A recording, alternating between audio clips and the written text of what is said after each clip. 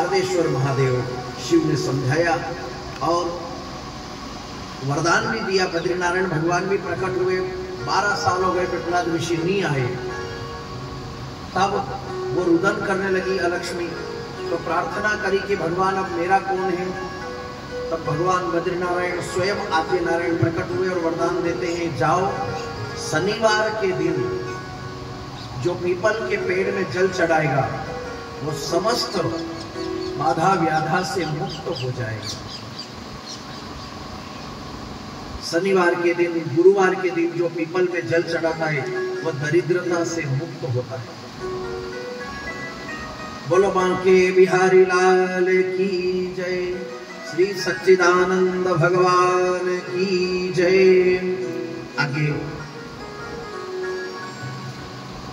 के चरित्र में आकाशवाणी होना, रुद्र रूपी धन्य हो धन्य, देवताओं में पुष्पों की वृष्टि, दुंदुभी नगाड़े बजे और जय जयकार हुआ। आगे का चरित्र श्री सोनकादि ऋषि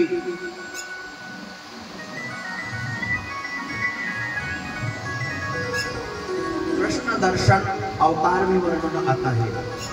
कृष्ण दर्शन नाम के एक राजा हुए, बड़े प्रतापी तेजस्वी, और अंगिरा ऋषि में वंश में उत्पन्न एक ब्राह्मण से उन्होंने यज्ञ करवाया था। यज्ञ का जो दान दिया हुआ होता है, हमने दान दिया है और दान दे करके पानी छोड़ करके और फिर हम उसको ले लेते हैं तो उसको भोगना पड़ता है। हमने दान दे दिया, ब्राह्मण को झिला दिया, संत को झिला दिया, और संत को झिलाने के बाद में, दान देने के बाद में, पानी छोड़ने के बाद में, और वो धन अगर जो हम रखते हैं तो हमें ब्राह्मण का, एक शूद्र का पच जाएगा, चांडाल का पच जाएगा, मगर ब्राह्मण का धन पचने वाला कभी भी ब्राह्मण का अंश मात्र भी ग्रहण नहीं करना चाहिए। स्पष्ट अंगिरा ऋषि के चरित्र का वर्णन है। आज नहीं, उसके जीवन में एक बाधा व्याधा उत्पन्न होती है, कौड़ फूटती है। स्पष्ट है 29वां अध्याय शिव जी का और अंगिरा ऋषि द्वैपायन ऋषि के चरित्र में स्पष्ट वर्णन है। अंगिरा ऋषि का वर्णन, एक अंश मात्र भी ब्राह्मण का रहता है। इस जन्म में नहीं, हम आज ब्राह्मण का अंश भयंकर खतरनाक होता है। ब्राह्मण किसे कहते हैं?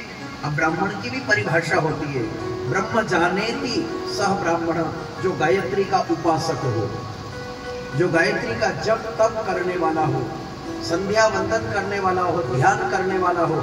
और वो भी कौन सी गायत्री? ब्रह्म गायत्री। गायत्री एक नहीं है, 24 गायत्री है। गायत्री एक नहीं है, विष्णु गायत्री, शिव गायत्री, रुद्र गायत्री, एकादश रुद्र गायत्री, और वेद गर्भा गायत्री और ब्रह्म गायत्री। ब्रह्म गायत्री का मंत्र भी अलग है। ऐसी ब्रह्म गायत्री और जनेऊ को धारण करने जपने वाले ब्राह्मण का एक अणोरणीयान महतो महियान भी ग्रहण अगर हो गया तो भोगना पड़ता है। राजा नृग का चरित्र याद है ना, भागवत में भी गिरगिट होना पड़ा था, गाय का दान। ऐसे ब्रह्म वर्चस्वी ब्राह्मण का जाप किया हुआ, ब्रह्म गायत्री का जाप किया हुआ हनन, ब्राह्मण को पानी छोड़ करके, पितृ के नाम से दान करके, जो जो भी अन्न धन रिटर्न दान देने के बाद जो ग्रहण कर जाता है उसे भोगना पड़ता है, वो छूटता नहीं।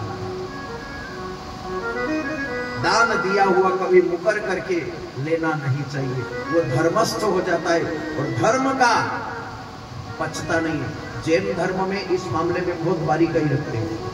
हाँ, जैन धर्म के अंदर बहुत बारीकाई रखते हैं।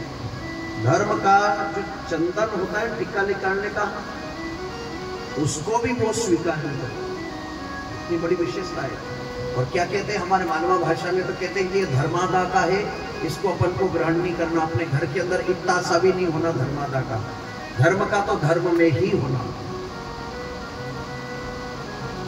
बोलो राजा रामचंद्र भगवान की जय, सच्चिदानंद भगवान की जय।